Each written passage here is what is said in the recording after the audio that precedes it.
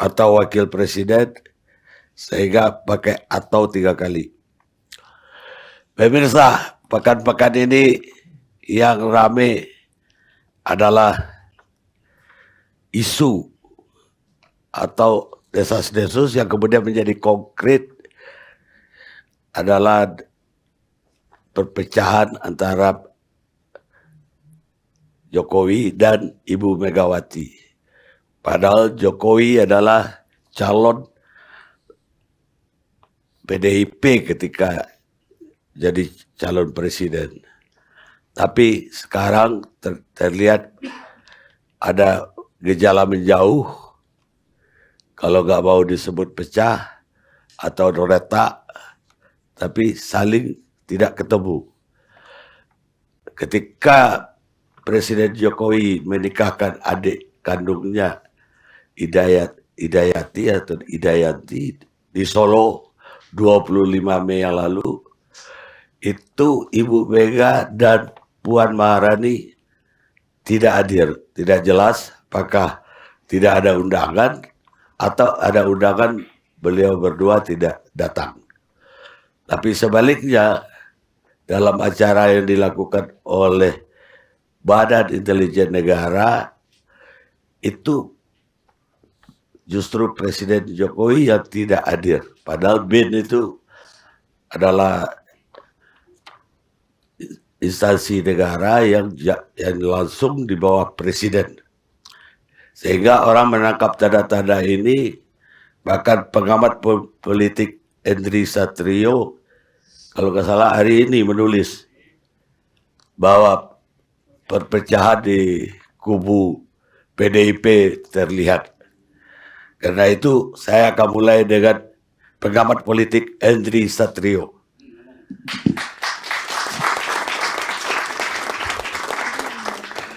Terima kasih Bang Karni.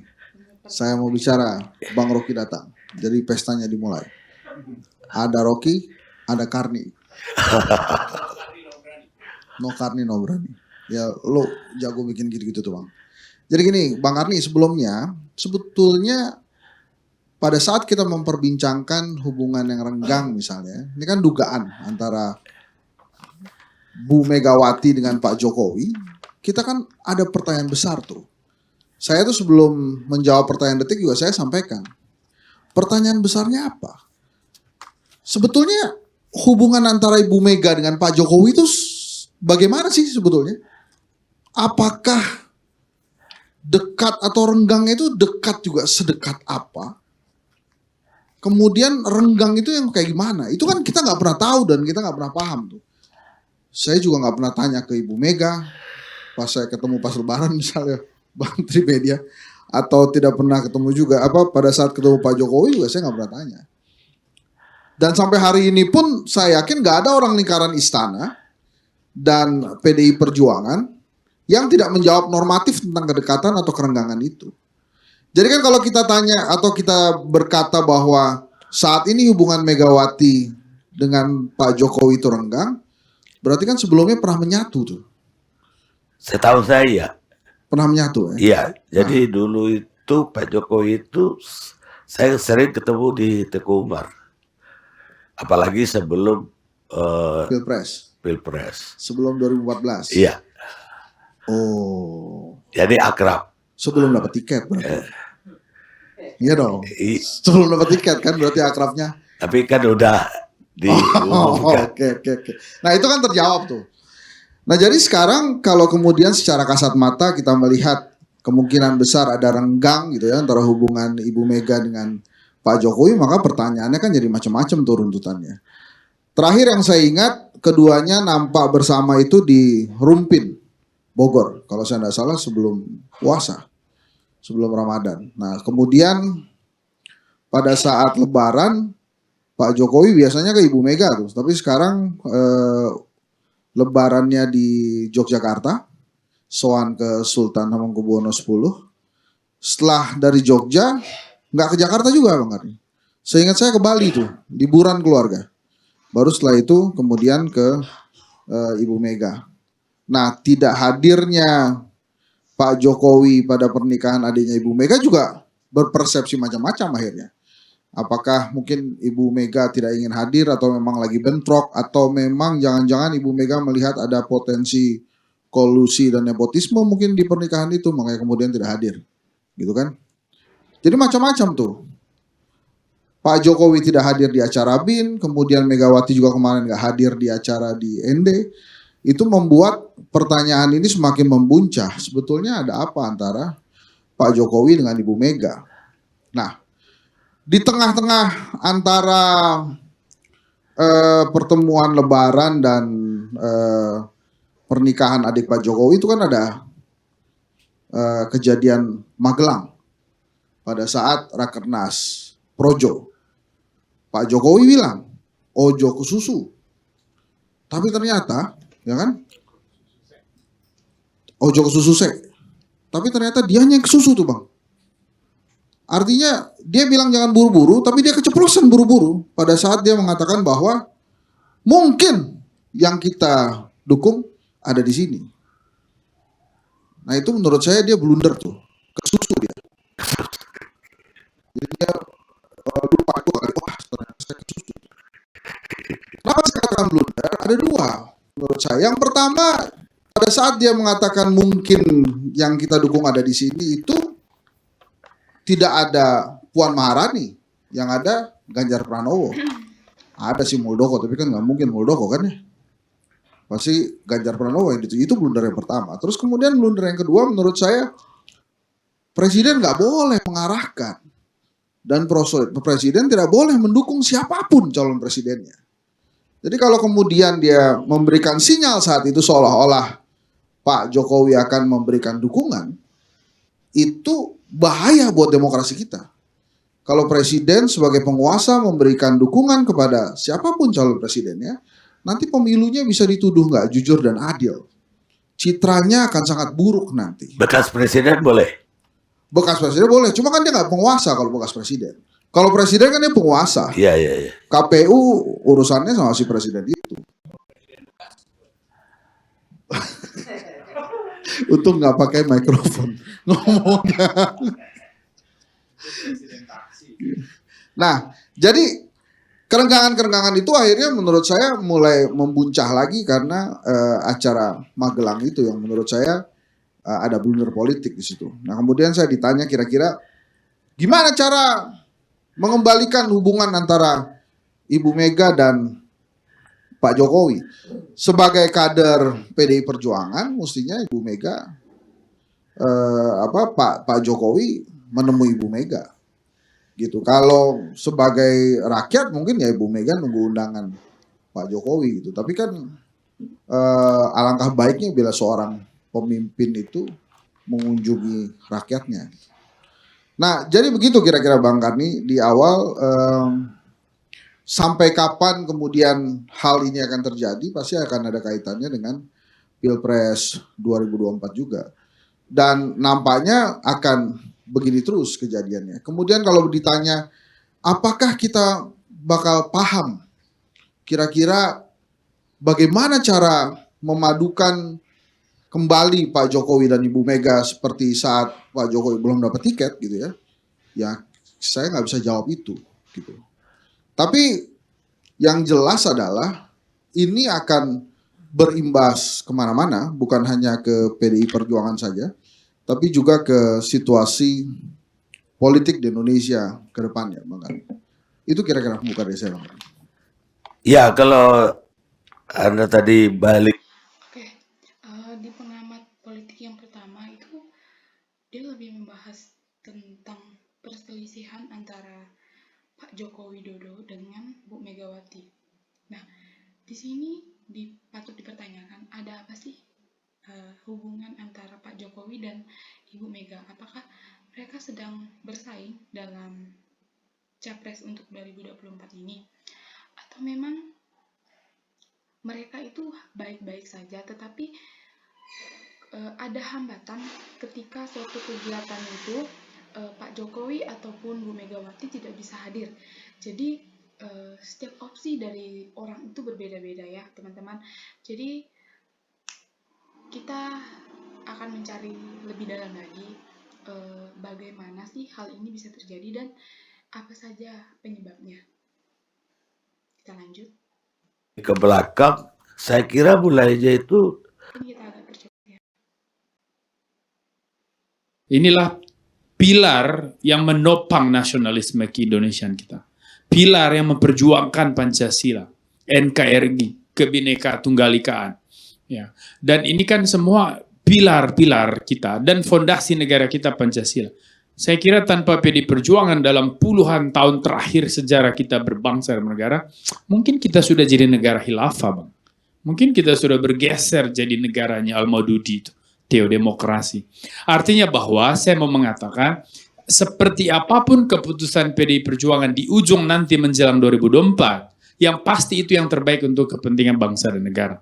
Karena Ibu Mega dari pengalaman 2019-2014 dan ke belakang, pilihan-pilihannya selalu mencerminkan kehendak rakyat dan selalu selaras dengan cita-cita pendiri bangsa. Ya, maka kalau hari ini kelihatan ada perbedaan, buat saya itu terlalu kesusu kita menarik kesimpulan.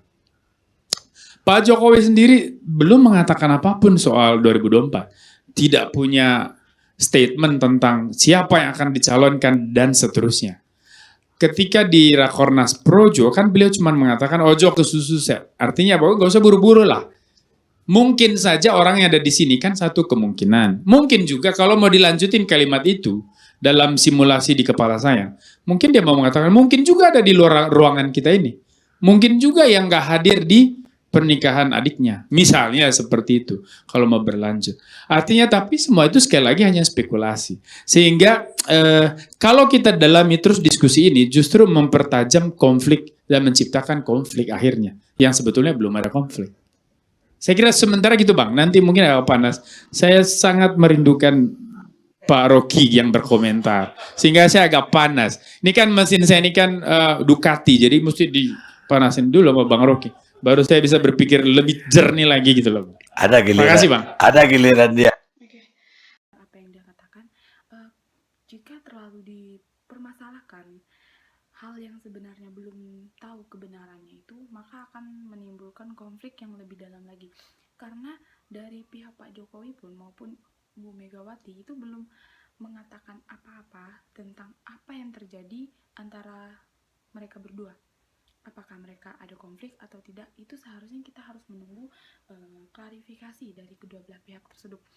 Kita tidak bisa menyimpulkan seseorang mempunyai masalah jika memang hal itu belum terbukti, karena ini masih opsi. Jadi sebenarnya untuk kita berpendapat itu juga tidak menutup kemungkinan hal itu bisa terjadi atau tidak, seperti itu.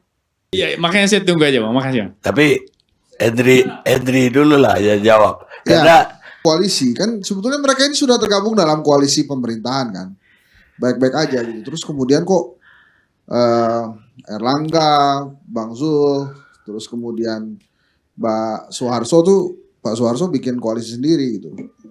Partainya Bang Trimet nggak diajak, kan agak lucu juga gitu. Ini koalisi kayak ada in group dan out group ya. iya, kok berani gitu. Kayak ada perintah lu bikin koalisi baru deh gitu, tapi sendiri aja, bertiga aja gitu. Nah kalau koalisi ini kan malah justru nggak jelas kalau dia mau arah pilpres, capres cawapresnya siapa, calon presidennya nggak jelas kan, cuma ada Erlangga aja situ. Caimin diajak ya saya mau join kalau saya presidennya, itu kan kerennya Caimin kan gitu. Nah kalau yang ini mungkin saya akan kesampingkan sedikit ini dengan segala hormat mohon maaf. Tapi kemarin itu pertemuan antara Surya Paloh dan Prabowo itu something tuh, terutama pada saat Pak Prabowo mengatakan nggak harus saya, pokoknya saya bisa memberikan tiket terbaik, tiket kepada anak-anak bangsa terbaik. Jadi kalau ataunya itu Bang, saya mungkin akan menggunakan atau itu untuk Prabowo dan Surya Paloh kemarin. Dan kalau dari pertemuan itu kan nama yang paling dekat itu ya Anies Baswedan dan Sandiaga Uno mungkin ya. Karena Sandiaga kan bagian dari Gerindra. Kalau Pak Prabowo mau mencalonkan yang lebih muda ya Sandiaga. Tapi kalau kemudian yang didorong oleh Bang Surya Paloh ini kan katanya kan ada 3 nama itu, salah satunya Anies Baswedan dan Ganjar Pranowo. Satu lagi antara Pak Andika Perkasa atau bosnya Bang Arya Sinulinga, Pak Erick Thohir kan. Jadi kalau tadi kalau menurut saya satu lagi itu ataunya adalah saya agak ini Bang, agak bercabang karena antara Pak Prabowo dan Pak Surya Paloh ini belum pernah jadi kingmaker sih. Yang sebetulnya terkenal jadi kingmaker tuh Yusuf Kala. Jadi mungkin Megawati atau Pak Jokowi atau Yusuf Kala yang menentukan. Karena dia sudah beberapa kali ini membuktikan dia punya gerakan-gerakan tanpa bola ini akhirnya gol juga di injury time.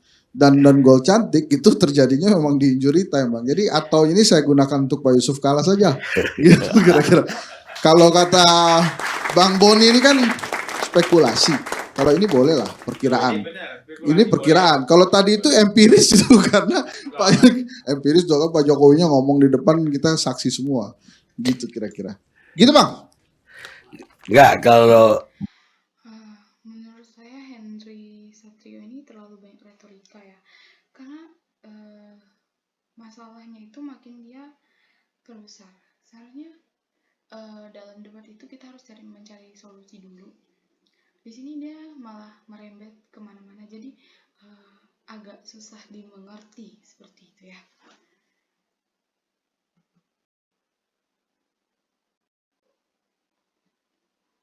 Objektif kami pas untuk melanjutkan kepemimpinan Pak Jokowi. Itu yang selama ini kita lakukan, Bang. apakah hanya Ganjar yang bisa melanjutkan apa yang dilakukan Pak Jokowi? Menurut Artinya calon-calon lain tersisih dalam hal itu. dalam hitungan kami, dalam penilaian subjektif kami, iya ada beberapa calon, tapi kan kami harus memutuskan siapa yang paling pas untuk melanjutkan apa yang sudah dilakukan oleh Pak Jokowi. Pilihan-pilihan kami itu memang terbatas pada informasi yang kami dapatkan, misalnya informasi tentang kinerja, informasi tentang apa, itu kita kumpulkan dan kemudian kita putuskan. Ini yang menurut kami pas. Soal kemudian ada teman-teman lain juga membentuk relawan lain, misalnya relawan Pak Erik, relawan Pak Anies, relawan Pak Prabowo, monggo. Itu artinya bahwa kita masyarakat biasa yang dulunya dalam proses politik selalu dimobilisir, kita punya peran aktif berpartisipasi secara aktif. Kita ingin menegakkan bahwa politik itu harus didasari pada alasan-alasan rasional dan kita pada kesimpulan bahwa oke, kita bergerak sebelum nanti partai memberikan tiket. Kan nggak ada salahnya kita bergerak, minimal jadi sangunya partai gitu loh Bang. Apakah gara-gara ya, sepertinya terlihat oleh orang awam ya, mungkin nanti Bung Bude Argen juga akan bilang bahwa ini spekulasi lagi. Ya terlihat oleh orang awam bahwa yang dielus-elus oleh Pak Jokowi itu ternyata Ganjar gitu. Ganjaris itu terbentuk 1 tahun lalu Bang. 1 Juni 2021 jauh sebelum statement Pak Jokowi kemarin. Jadi kita terbentuk udah 1 tahun, baru aja kemarin kita bikin acara halal bihalal dan ulang tahun pertama Ganjaris. Jadi kita sudah 1 tahun lalu jauh sebelum orang-orang ngomong soal Pilpres, kita jalan aja pelan-pelan antar masyarakat dan kita terdiri dari berbagai segmen masyarakat. Tapi pernah nggak dikonsultasikan dengan Pak Jokowi bahwa ya kan kebanyakan dari Ganjaris ini projo juga kan? Ya. Kan hubungan dengan Pak Jokowi saya yakin lah sebagai inner circle dekat lah. Pernah nggak dikomunikasikan? Enggak Bang. Kita nggak pernah ngomong soal Ganjaris sama Pak Jokowi. Bahkan sama Pak Ganjar sendiri kita nggak pernah ngomong, nggak pernah ketemu. Saya pikir pernah diomongin terus kata Pak Jokowi, iya terusin. Nggak pernah. Saya lihat dari sini tentang Ganjaris ya. Nah, dari pihak koordinator Ganjaris itu tidak ada konfirmasi kepada Pak Jokowi maupun mungkin ke ketua nasional Ganjarisnya, karena dalam melakukan sesuatu apalagi yang berhubungan dengan masyarakat itu sebenarnya kita harus konfirmasi atau koordinasi dulu kepada tingkatan kita yang lebih atas, apalagi di sini lebih berpatokan kepada masyarakat, dan masyarakat itu lebih urusannya ke negara. Nah, siapa kepala negara kita? Itu Pak Jokowi. Seharusnya mereka ini melakukan koordinasi dulu pada Pak Jokowi. Mungkin dengan koordinasi mereka dari Genjaris ini bisa mendapatkan bantuan atau dana untuk lebih menambah dana mereka lah untuk membantu masyarakat. Jadi tidak bergerak dengan haknya sendiri seperti itu, karena setiap organisasi atau apapun itu pasti mempunyai kepala, dan kepalanya itu harus kita hormati. Jadi jika tidak ada koordinasi, bagaimana silaturahmi itu berjalan dengan baik, seperti itu. Kenapa? Gini Bang Arni, saya Ya, bantuin silakan. kan tadi premisnya ini bukan spekulasi kalau gini nih. Yang bisa Nah, ini saya lanjutkan. Kerisauannya kan di sini, mampu kita. Itu di satu sektor. Sektor kedua adalah fondasi kita bernegara. Soal ideologi negara Pancasila. Kita punya ancaman yang serius terhadap Pancasila sebagai dasar negara. Munculnya ideologi-ideologi transnasional. Kebangkitan radikalisme dan terorisme. Ini concern yang serius soal masa depan Indonesia. Nah, maka siapa yang cocok menjadi presiden di 2024? Saya percaya partai-partai nasionalis ini, terutama PD Perjuangan yang selalu saya banggakan, pasti memilih yang terbaik untuk agenda-agenda ini. Melanjutkan pembangunan, menjaga Pancasila, NKRI, dan sebagainya. Nah, siapa dia yang akan tepat? Apakah Ganjar, Ibu Puan, apakah itu nanti Pak Prabowo, apakah itu nanti Pak Erick Thohir?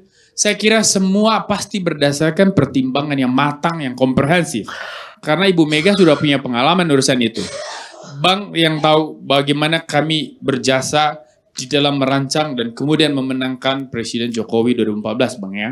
Dan di situ kita apresiasi bagaimana keputusan Ibu Mega di garis akhir ketika orang berspekulasi PDIP tidak akan mendukung Joko Widodo. Tapi saya yakin betul waktu itu bahwa tidak mungkin. Ibu Mega memilih jalan kenegaraan karena beliau seorang negarawan. Dan akhirnya betul di ujung dia milih Jokowi. Nah, saya juga percaya untuk 2024 beliau akan mengambil jalan siapa yang terbaik untuk Indonesia, bukan untuk partai. Nah, sekarang siapa orangnya? Harus fotokopi Joko Widodo. Harus seseorang yang mengkopi seluruh sifat, komitmen, integritas seorang Presiden Jokowi. Dia bisa Ganjar, dia bisa Mbak Puan, dia bisa Pak Prabowo, bisa Pak Erik, bisa yang lain. Tetapi kalau ternyata rakyat nanti menilai belum ada yang bisa mengkopi Jokowi secara sempurna, ya mungkin hanya Pak Jokowi sendiri yang bisa untuk melanjutkan kepemimpinan itu. Mungkin saja. Artinya 3 kali. Kalau yang terakhir itu spekulasi. Statement saya terakhir spekulasi. Tapi kalau yang Kata yang disampaikan oleh Pak pengamat politik ini, karena kita tidak mungkin memilih kepala negara jika dia bekerja untuk dirinya sendiri. Jadi, di mana-mana kepala negara, pemerintahan atau apapun sejajarannya dia harus bertanggung jawab kepada negara dan kepada masyarakat. Jika untuk presiden atau capres untuk tahun 2024 tidak sama atau tidak sekopi dengan Pak Jokowi, itu sangat tidak memungkinkan negara akan berjalan dengan lancar. Nah, setara Pak Jokowi saja, negara masih bisa terbengkalai, apalagi yang sudah menyimpang seperti Pak Jokowi. Bagaimana nasib negara kita selanjutnya? proyeksi, Bang. Dan itu harus concern kita ke situ.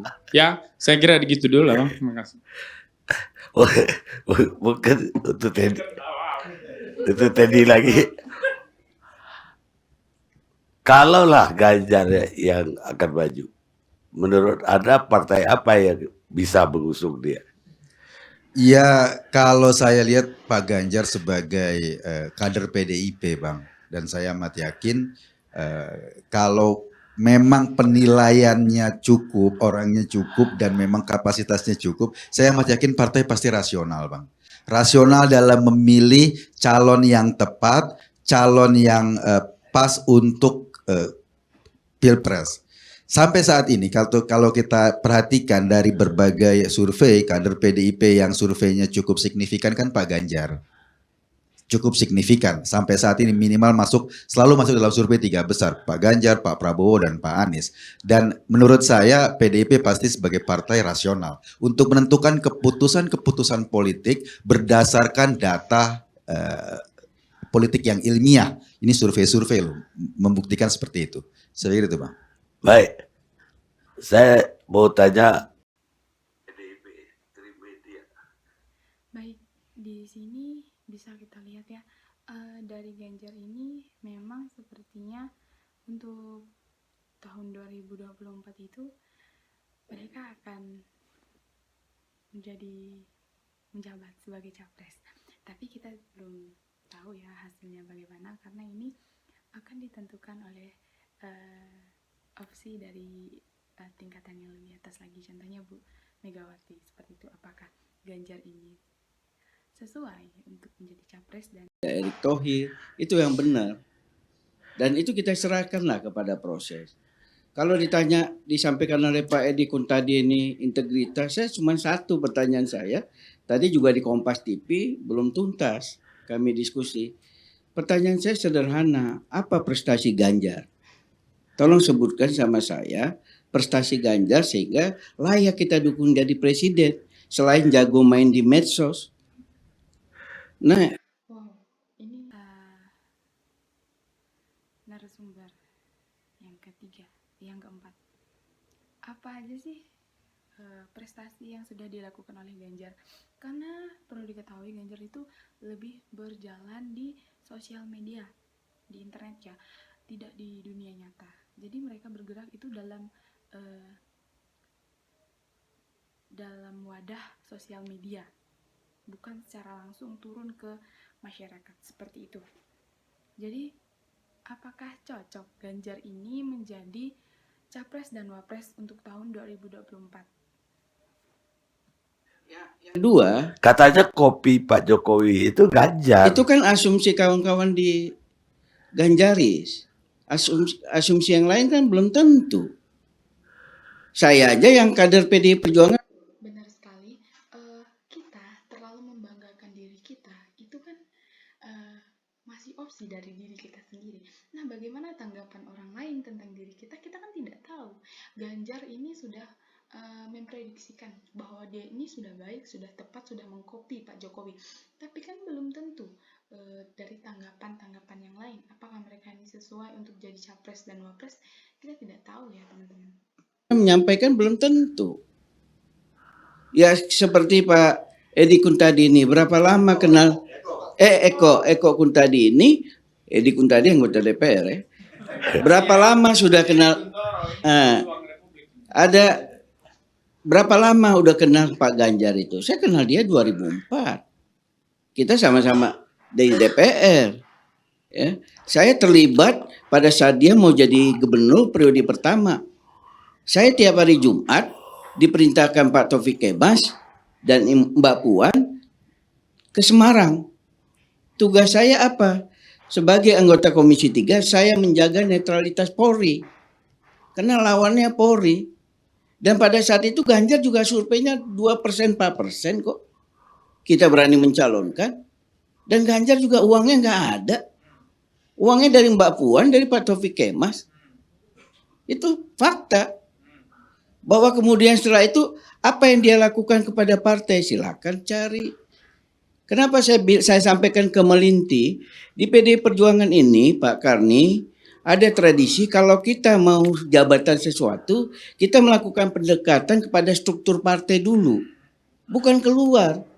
Misalnya Pak Ganjar dari ujung periode pertama itu kami sudah mencium itu. Tapi seyogianya dia melakukan pendekatan kepada DPC, tingkat kabupaten kota, DPD, terus kepala daerah. Jateng itu kan 72% kepala daerahnya dari PDI Perjuangan. Ya, itu dilakukan baru ke Jakarta. Bukan misalnya melalui elit-elit partai, kemudian keluar. Kemudian dibentuklah opini, termasuk survei, tokoh-tokoh, seakan-akan Ganjar lah yang paling cocok pengganti Pak Jokowi. Menurut saya belum tentu. Iya, saya setuju dengan Bapak ini karena belum tentu ya Ganjar itu cocok menjadi capres. Sedangkan yang disampaikan Bapak itu tadi bilang untuk dana dari Ganjar saja masih dari Bu Puan Maharani. Mereka tidak punya dana tersendiri. Karena apa? Karena mereka bergerak di bidang sosial media. Hasilnya dari mana? Seperti itu. Jika tidak ada bantuan dari orang lain, mereka tidak bisa bangkit seperti itu. Mungkin ini kan masih opsi dari Ganjar sendiri, cocok, sudah meng-copyright Pak Jokowi, seperti itu. Tapi belum tentu dengan tanggapan-tanggapan yang lainnya, apakah cocok atau tidak, seperti itu. Jadi, jangan terlalu pede dulu lah, ya kan? Belum teruji. Nah, saya baru dari Vietnam, Bang Karni. Saya mendampingi atlet gulat Indonesia. Mereka bertanding SEA Games karena saya ketua umum PGSI. Apa yang disampaikan oleh kawan-kawan KONI di Jateng, Pak Boni? Nggak ada kepeduliannya sama olahraga. Ganjar. Bahkan mereka sampaikan, Bang, asal abang tahu, waktu Ganjar, nggak ngomongnya nggak Pak Gub lagi, waktu Ganjar ke Papua, lihat PON, diteriakin orang presiden-presiden, itu by design, Bang. Dia nggak ke tempat atlet Jateng. Kan harusnya ke rakyatnya loh, Jateng. Itu saya baru dapat 2 minggu yang lalu loh, waktu ketemu sama KONI Jateng. Nah, belum lagi kalau kita lihat, nah, saya nggak tahu Pak Eko ini tahu apa tidak gitu loh. Misalnya Ibu sudah 2 tahun yang lalu mengingatkan, kami ikut live itu. Ingat Rob, Pak Gub dibilang, itu bisa bahaya kalau kamu nggak hati-hati. Nggak diperhatikan kejadian. Semasuk tadi saya sampaikan, loh kalau memang berhasil Pak Ganjar, kenapa Jateng masuk 17 provinsi miskin? Kan itu pertanyaan-pertanyaan mendasar. Kemudian pertanyaan lain, kenapa Wadas nggak selesai? Sekedar diketahui Bang Karni, mayoritas aktivis yang mengadvokasi Wadas itu pendukung Ganjar periode kedua, gubernur. Tapi mereka kecewa, udah jadi dilepein. Kemudian dia lihat ada rakyat yang teraniaya. Nah, soal-soal seperti ini kan masyarakat nggak tahu. Taunya framing yang dibuat seperti itu. Ya. Kemudian kalau kita lihat lagi sekarang ini sudah 4 tersangka kasus Bank Jateng. Ya. Di mana tanggung jawab gubernur? 4 tersangka kasus Bank Jateng yang dugaan kerugian negaranya 235 miliar. Ya. Nanti kalau rapat dengan Jaksa Agung saya juga akan tanyakan itu. Tersangka itu bagaimana ininya, dan itu yang periksa Kejagung, bukan Kejati Jateng, ya, langsung diambil alih oleh Kejagung. Nah itu yang kita harus lihat. Nah, soal-soal seperti itulah yang harus kita sampaikan. Saya berharap kita ini jangan salah mencari pemimpin, ya. Kita jangan salah mencari pemimpin, kita pilih pemimpin yang rekam jejaknya bisa kita ketahui. Ini kan era digital. Jadi rekam jejaknya bisa kita ketahui. Justru karena era digital. Nah, benar sekali kata Pak Trimedia ini. Kita itu harus mencari pemimpin, sosok pemimpin yang bertanggung jawab kepada negara, kepada masyarakat. Tidak hanya untuk kepentingan pribadinya atau untuk jajarannya saja. Karena yang dia urus itu satu negara ya. Jadi jika dia hanya mempertimbangkan untuk dirinya sendiri itu sangat tidak memungkinkan untuk dia menjadi suatu pemerintah di negara gitu. Sebentar. Kan itu, nah nanti silakan dijawab satu persatu dari mulai apa prestasi Ganjar. Kemudian pertanyaan saya, relawan ini duitnya dari mana? Ya? Kenapa? Duitnya dari mana relawan-relawan ini? Kan itu juga pertanyaan dasar, Pak. Apa iya relawan kerja sendiri? Tadi sudah dijawab oleh Pak Eko di Kompas TV, jual kaos. Nggak cukup, Bapak. Saya bilang nggak cukup. Nah, udahlah, saya Iya. ini Anda dari- selalu gini, ini bukan gini. saya ini Politisi selalu Sebentar, berasumsi sebentar, bahwa Pak. semua gerakan politik itu Politisi dimobilisir. ini yang konkret sudah bertarung. Ini Pak Iya. Arya udah bertarung. Jadi Iya. caleg. Mohon maaf Pak. Sejak pemilu suara terbanyak ya diputuskan Pak Mahfud 3 bulan menjelang pileg, kami harus membuat relawan. Tim sukses tidak bisa hanya struktur partai. Silakan tanya Pak Arya ini yang Terus pernah menjadi Anda caleg. pikir bahwa kami tidak punya hak untuk menentukan masa depan bangsa ini Bukan, yang bukan, juga Pak. masa depan Enggak. kami sendiri? Jangan dipelintir-pelintir Enggak gitu pertanyaannya, dong. jangan dipelintir. Pertanyaan saya sederhana. Itu ganjaris-ganjaris itu relawannya duitnya dari sopo. Kalau kami membiayai sendiri, kami Ya. membiayai sendiri, kontrak bareng-bareng, kita Itu- bikin kegiatan itu- bareng-bareng. Saya rasa benar sih apa yang dikatakan Pak Trimedia ini.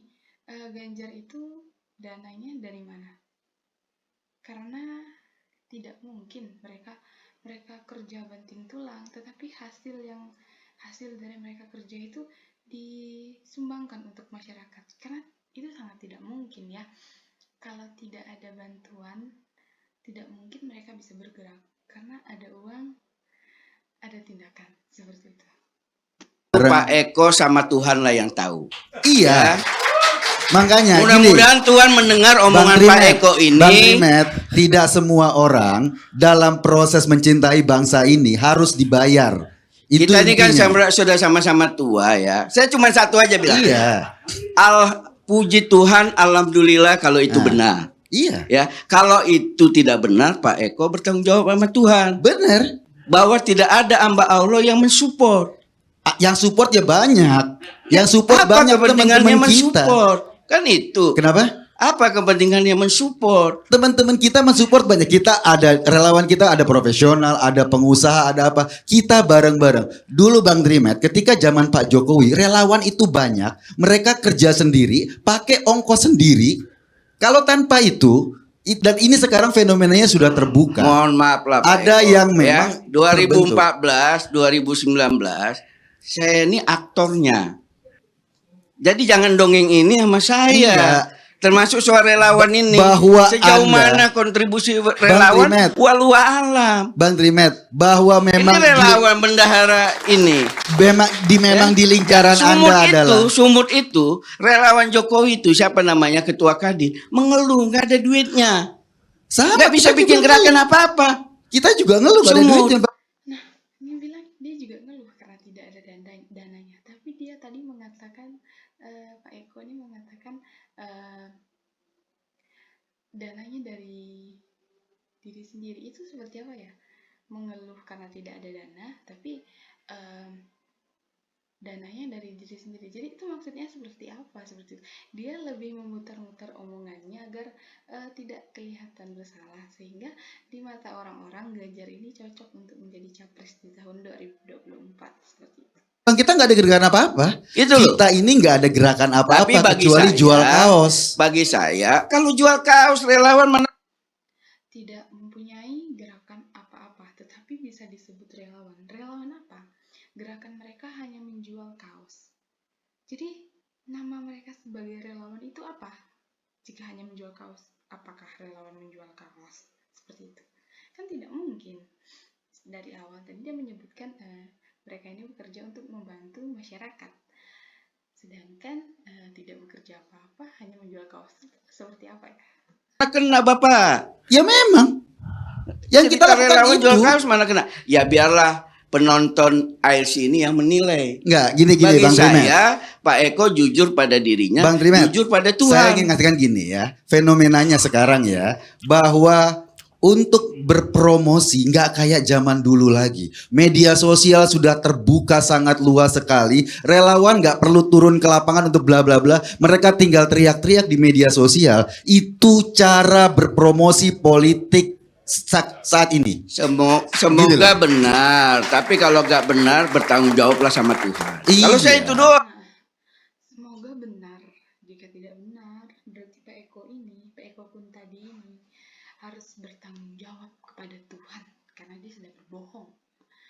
Tapi kita tidak tahu sih sebenarnya Pak Eko ini benar atau tidak mengatakan hal demikian. Tetapi kita lihat saja bagaimana kelanjutannya.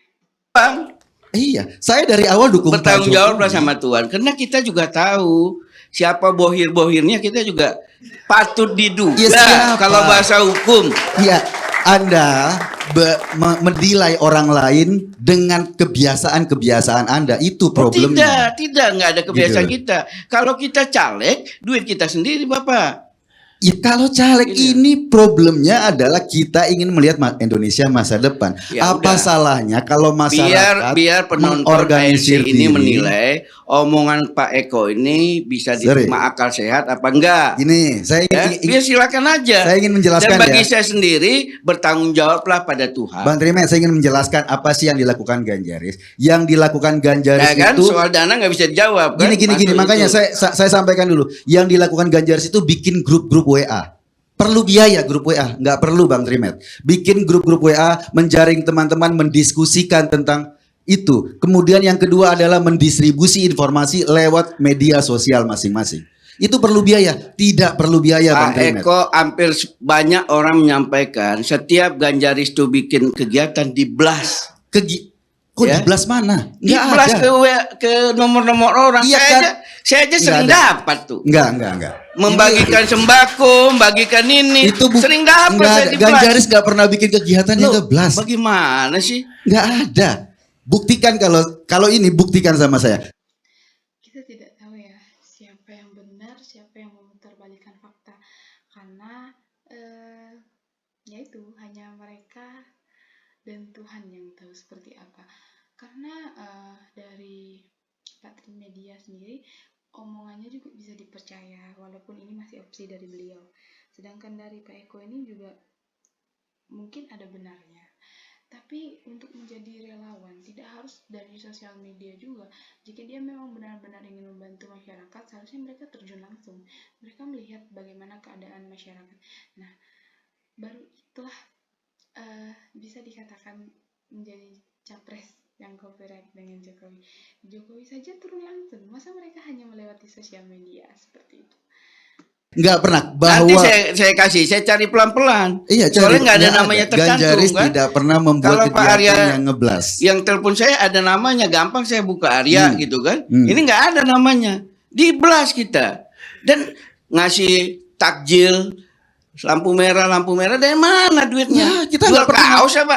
Bang Trimet, kita nggak pernah kasih takjil, nggak ada. Kegiatan kita yaitu bangun grup-grup WA dan nggak perlu biaya untuk Udah. itu. Nggak perlu. Katanya relawan, tapi relawan kerjanya hanya membuat grup-grup WA. Aduh, aneh ya. Sekarang ini, ya, ya. Enggak, saya ingin mengatakan begini bahwa sudah ada perubahan cara masyarakat berpartisipasi dalam politik. Sekarang ini sudah ada perubahan yang luar biasa. Semangat kerelawanan kan dibangun dari 2014 sampai sekarang dan itu terus. Pak Eko, kalau kami orang politik, mohon maaf jangan digurui.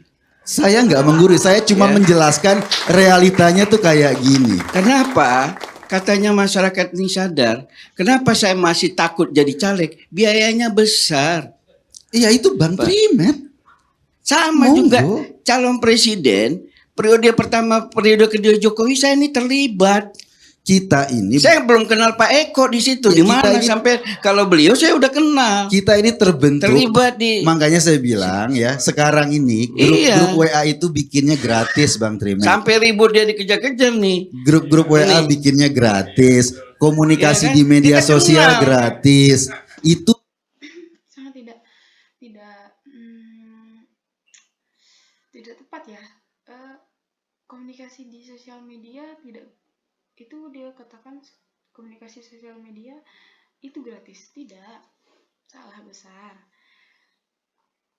Kita mengakses internet untuk komunikasi dengan seseorang itu memerlukan dana, kuota itu biaya kita untuk berkomunikasi. bagaimana kita mengakses internet jika tidak ada kuota? Salah besar menurut saya dari Pak Eko ini. Itu yang kita lakukan.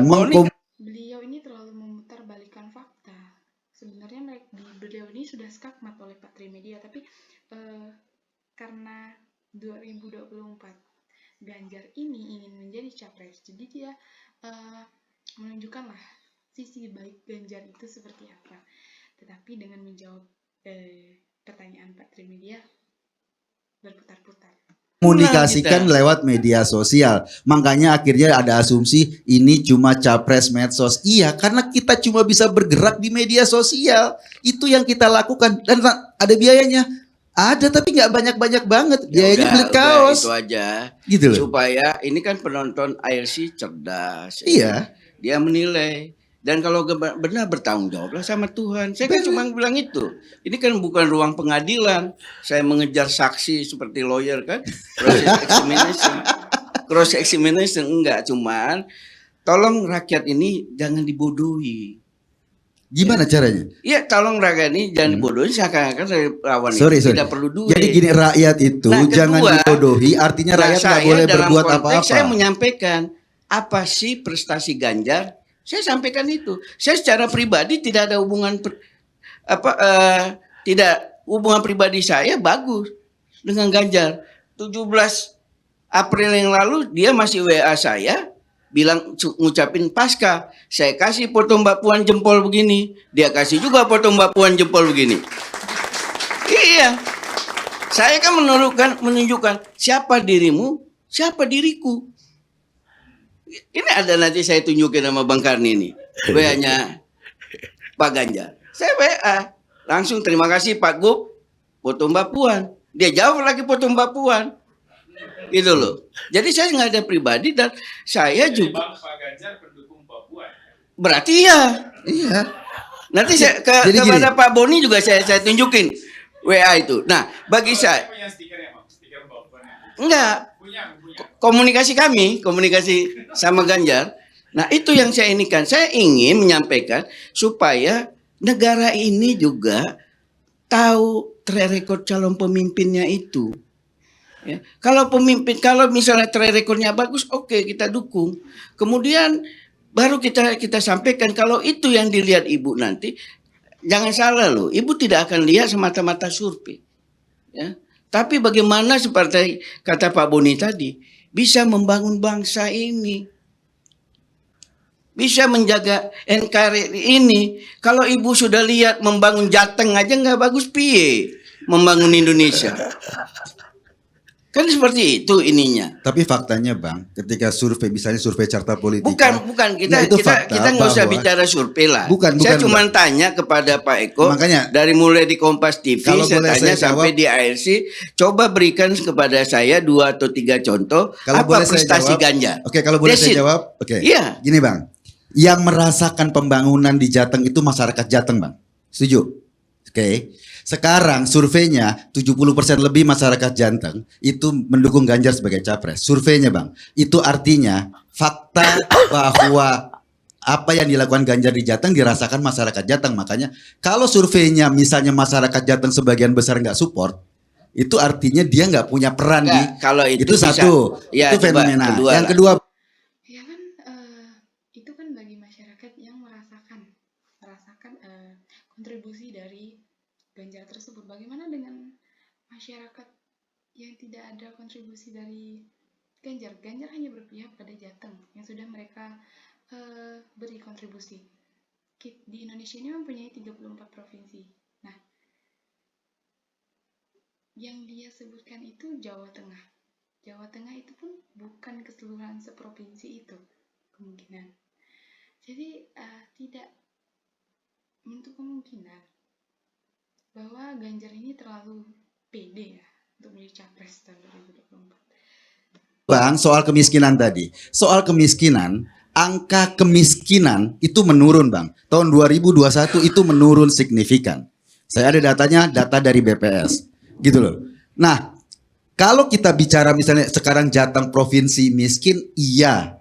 Gitu loh. Provinsi, tetapi mengukur keberhasilan seorang kepala daerah bukan dari existing, dari seberapa besar penurunan angka kemiskinan, dari seberapa besar penurunan angka pengangguran terbuka, dari seberapa tinggi tingkat IPM, indeks pembangunan manusia, itu yang harus kita lihat. Kalau potretnya bahwa itu adalah provinsi dengan pendapatan terendah, sampai kapanpun seluruh provinsi ini yang paling berhasil adalah provinsi Jakarta, karena paling kaya, paling banyak.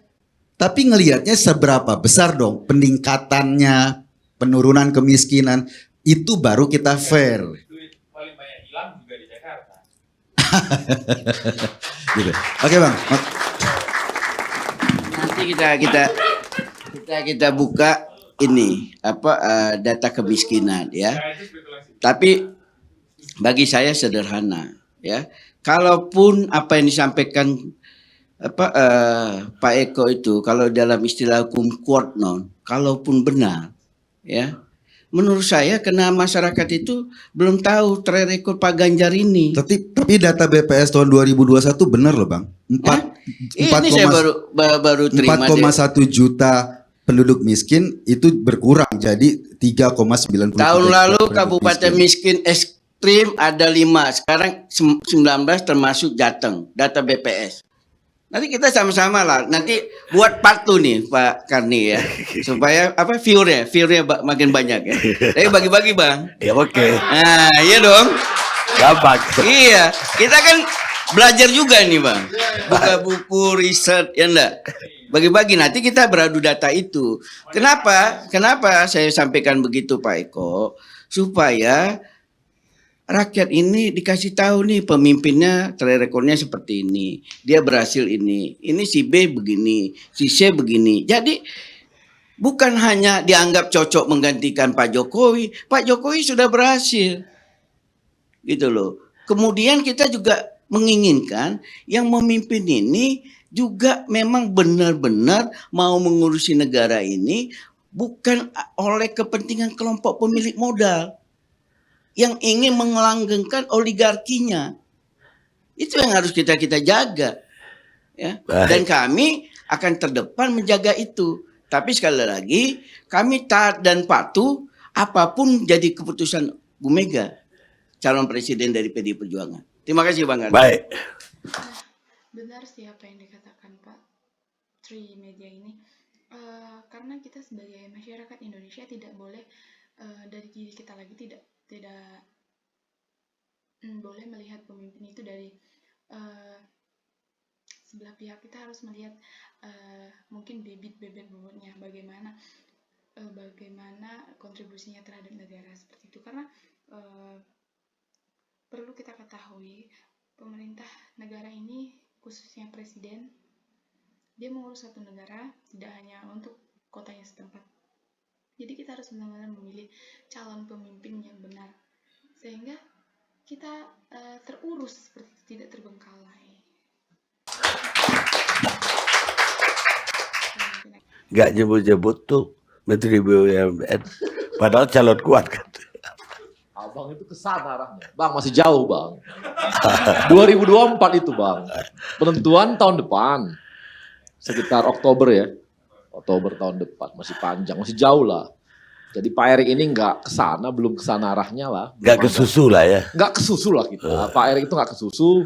Sekarang beliau punya kerjaan, dia kerjanya rapi dan bagus, dia kerjakan semua. Dia rapihkan BUMN-nya, dia bagusin BUMN-nya. Ya kata Bang Trimet tadi, kalau kerja bagus dari rakyat, ya terserah rakyat lah. Nah memangnya benar, kalau kerjanya bagus, ya terserah rakyat mau memilihnya. Seperti itu.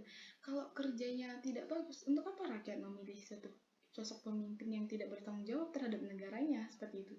Kita juga perlu pengurus negara yang bertanggung jawab demi negaranya, seperti itu. Tidak mungkin pengurus negara, pemerintah negara, sosok pemimpin negara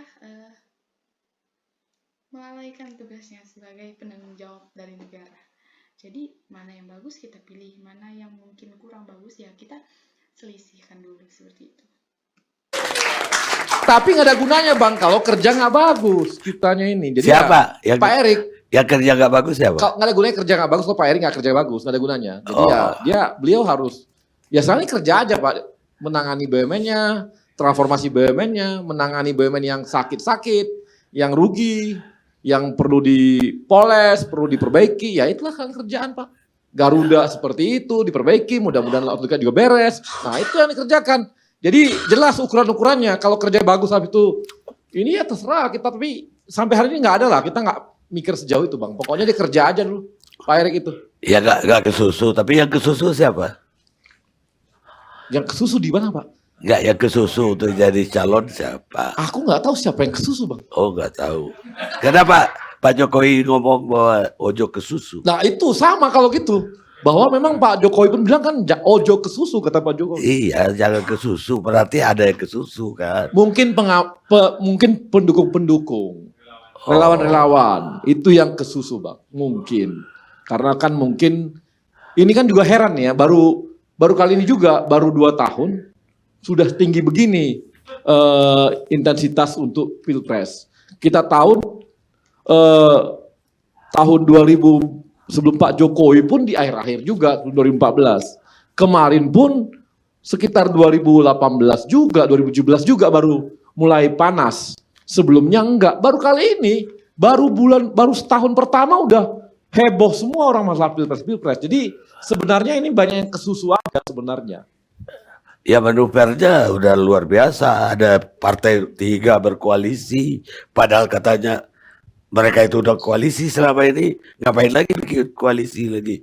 Kalau itu Bang kan namanya juga kan bunga-bunga lah mungkin ya, atau Ada spanduk aku lihat di Jogja atau di mana, Nasdem untuk Anies Baswedan 2024. Itu mungkin ojo kesusu enggak yang gitu-gitu? ya jadi kalau lihat ya Atau itu kesusu apa enggak itu Bang? Ada juga partai apa gitu dukung Muhaimin jadi capres 2024. Apa? Ya. Gak kesusu gaknya tanya Pak Jokowi. Pak Jokowi yang bilang ojo kesusu. iya Pak Jokowi bilang ojo kesusu. Ya maksudnya apakah itu yang contoh kesusu itu yang gitu-gitu?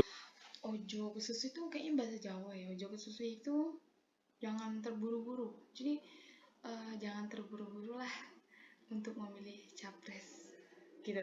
Karena kan tahun 2024 masih lama. Mungkin untuk tahun 2023 nanti baru bisa dipilih kan. Karena juga masih tahun 2022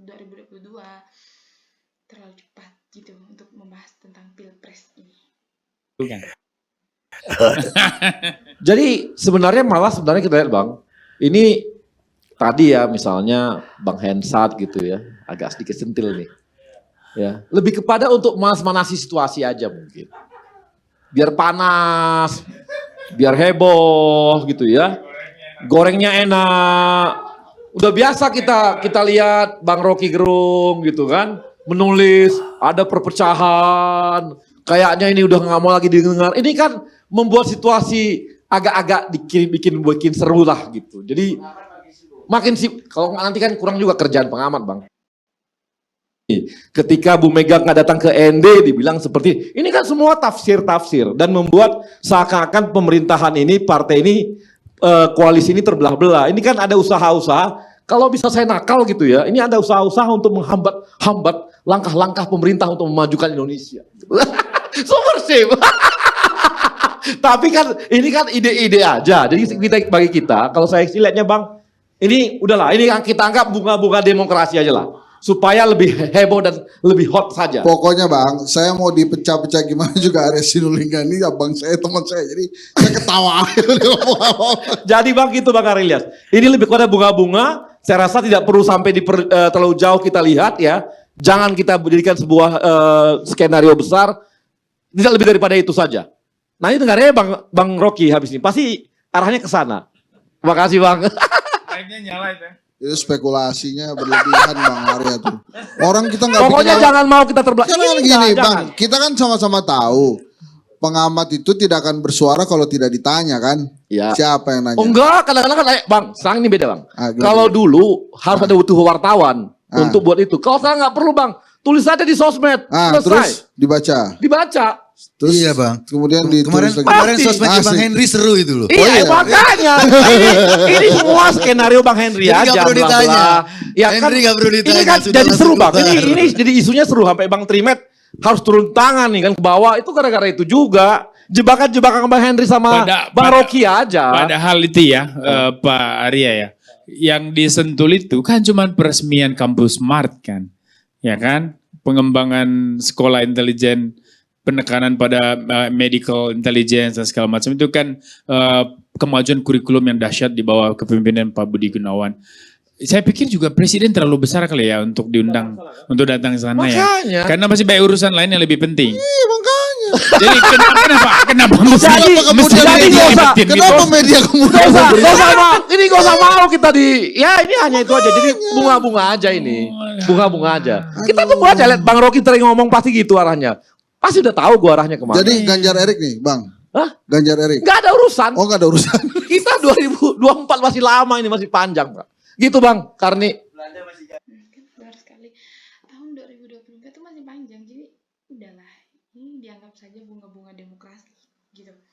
Karena belum tentu juga dari Ganjar ini cocok ya menjadi pilpres tahun 2024. Masih jauh Belanda Bang, tenang aja lah. Ini yang gak tahan ini, Bang Rocky ini lu gak tahan dia, pingin banget cepat-cepat pemilu.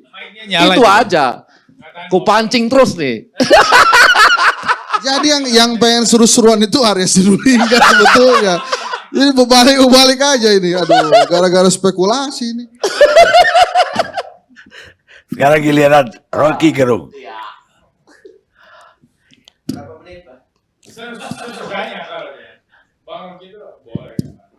Oke, terima kasih. Sebetulnya saya nggak berminat politik sebulan ini. Karena saya lebih suka nonton perdebatan di ruang pengadilan antara Johnny Depp dan Amber Heard. Itu lebih berminat. Jadi Anda bayangkan, Anda ikuti logika dari para pengacara yang duel argumen di situ tuh. Apa Pak Jokowi nonton? Pasti enggak tuh. Apa Ibu Mega nonton? Pasti enggak. Apa Erick Thohir nonton? Pasti enggak.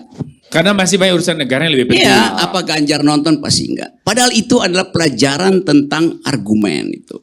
Berbulan-bulan tuh. Dan akhirnya kita dari awal kita punya intuisi bahwa Johnny Depp akan menang. Gitu.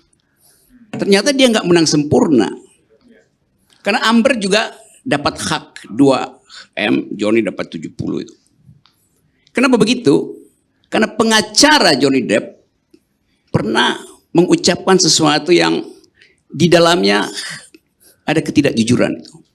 Karena itu dia dihukum supaya Amber dapat. Begitu etikanya. Jadi kita percaya kalau pengadilan itu betul-betul karpet merah ini depan saya ada karpet, saya terangkan. Iya ada merahnya, dia menghubungkan merah ke merah tuh. Yes. Karpet merah selalu dianggap disediakan untuk pemenang. Artis hebat, karpet merah presiden.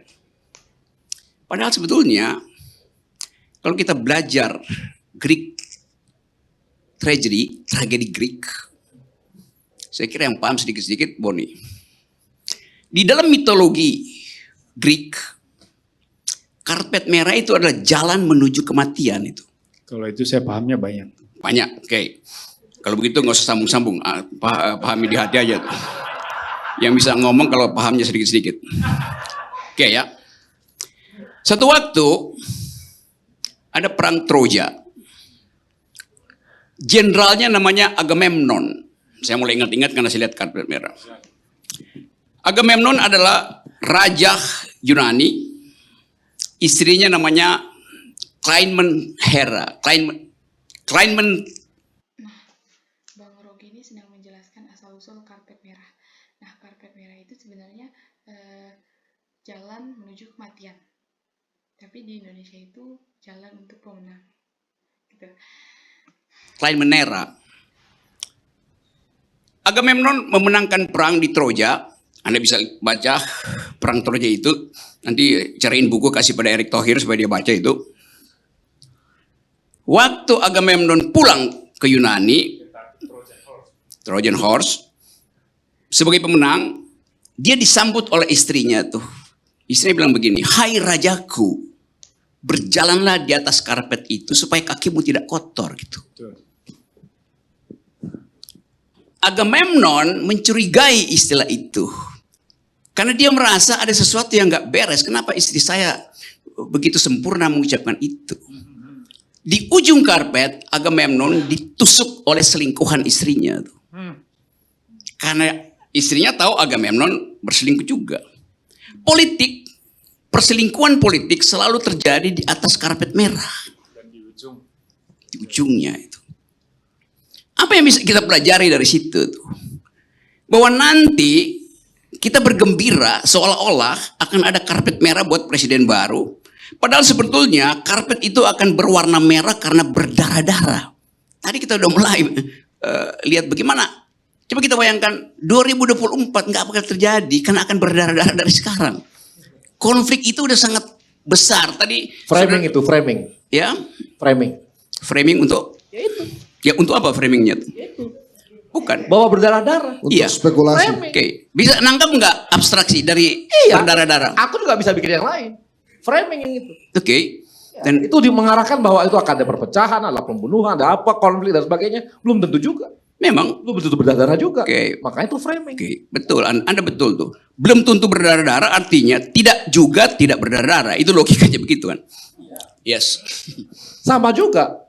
Iya, karena itu Makanya kita jangan terjebak pada framingnya. ya jangan terjebak pada framing yang satu pihak. Oke. Pihak yang lain boleh. Kan begitu kan framing? Kan framing Anda buat mencegah pihak saya masuk dalam framing. Makanya kita jangan ada 20 framing di sana. Enggak, saya cuma bikin satu framing karena Ya karpetnya itu cuma karena satu. framing Anda. Kita bikin framing 20 Ya, aja. apa framing Anda? Ya apa aja, bahwa damai-damai, aman-aman. Boleh. semua versi bisa Saya aja. bicara karpet istana, bukan karpet di toilet. Di Loh, toilet sama nggak perlu aja. karpet. Loh kan memang pernah menginjak karpet istana? Ngapain saya injak karpet istana? Enggak. Kok kalau nggak tahu pasti nggak kenal juga kadang-kadang bentuk karpetnya. Oke, yang saya Tahu lah warnanya apa? betul. Warnanya merahnya beda enggak? Ada gambar yang lain nggak di sana? Nah, berarti kan belum tentu juga versi Anda karpet merah. Kalau itu. karpet toilet warnanya apa? Emang ada karpet di sana? Di toilet? Di toilet. Ada. Kamu nggak tahu ada karpet di toilet? Karpet mana dulu? Toilet mana dulu? Makanya abang jangan ke hotel aja. Kadang-kadang ke toilet yang di mana-mana gitu loh. Di toilet itu ada karpet yang ada logo BUMN. Loh. Itu. Itulah bang. Ini sangat susah dimengerti ya karena terlalu banyak retorika. Jadi pembahasannya terlalu merembet ke sana, terlalu merembet ke sini. Jadi tapi kita masih bisa mempelajari sih tentang karpet merah itu seperti apa. Itu artinya bagus. Di mana-mana ada Tapi BUMN. ini- Keren itu BUMN itu. Coba tuntasin analogi tadi itu yang Ya karpet karena berdarah. itu framing itu saya atasi dulu ya. Ya, bagus itu. Framing abang gitu aja lah. Gitu aja. Klaim dulu. Gitu. Biar dia terusin dulu. Selesaikan. Oke, saya lanjut perlahan-lahan. Kenapa dia bakal berdarah? Karena kelakuan elit yang tadi bikin barrier 20%. Saya sedikit. Negara perlu memanfaatkan yang namanya coercive power.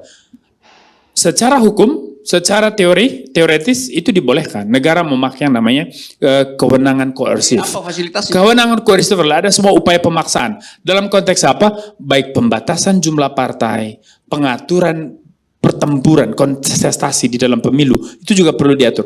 Maka saya berpikir, ada catatan itu di bagian critical points saya di disertasi itu, yang kemudian jadi buku terbit tahun lalu di Pennsylvania, bahwa 20% bagi Indonesia hari ini adalah sebuah upaya menyelamatkan ideologi negara karena situasi ancaman kepungan kekuatan-kekuatan Oke, transnasional. saya sampai di situ. Tetapi ke depan idealnya Indonesia harus representatif demokrasi Indonesia ini harus thresholdnya turun supaya ada peluang partai baru bisa masuk dan sebagainya, sehingga nanti partisipasi publik itu betul-betul hidup.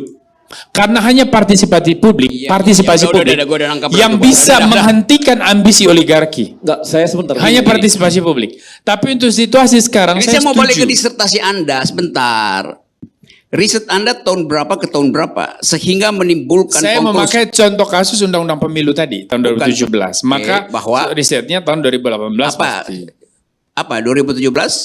Undang-Undang 2017 soal pemilu Iya, oke, tadi yang oke. mengatur pasal 222 itu. Oke, Soal alasan threshold.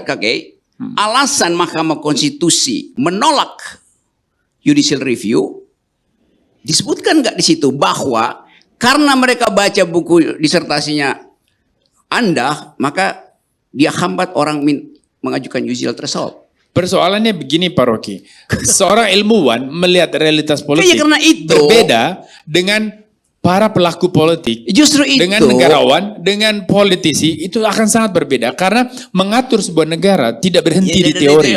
Mengatur sebuah negara seringkali harus melampaui teori. Nah, Pak Trimet tahu itu. Benar sih apa yang disampaikan oleh Bapak ini, karena mengatur suatu negara itu tidak hanya dengan teori, tapi harus dengan terjun langsung seperti itu, berkontribusi terhadap masyarakat. Jadi tidak hanya melalui teori, karena tidak semuanya negara bisa diatur oleh teori. Seperti itu ya. Gimana membela kepentingan umum, ternyata harus keluar dari pakem teoretis, konseptual. Ya karena untuk itu, menyelamatkan hal yang lebih besar. Nah, di situ akhirnya saya harus menurunkan ekspektasi intelektual saya. Saya kira waktu kita udah habis. Akhirnya, Terakhir nih. tunggu. Saya mau terakhir. Akhirnya saudara Boni membatalkan ekspektasi intelektual karena dia Bukan lihat, membatasi, menunda. oke, menunda artinya tidak bisa diaktifkan. Sementara. Iya, kapanpun. Karena Anda akhirnya tahu bahwa dalil Anda itu bukan itu yang dipakai oleh Mahkamah Konstitusi. Exactly. Yes. Saya sedikit Tetapi prediksi saya dalam disertasi 2000. Itu prediksi itu nantilah, itu spekulasi juga kalau prediksi, oke. Saya sedikit aja, Bang. Oke, silakan. Iya. Saya simpel aja. Tadi kan bawa Pak Jokowi. Pak Jokowi itu nggak maju lagi 2024. Dan dia nggak punya kepentingan untuk berkuasa berikutnya. Siapa sih? Siapa yang percaya?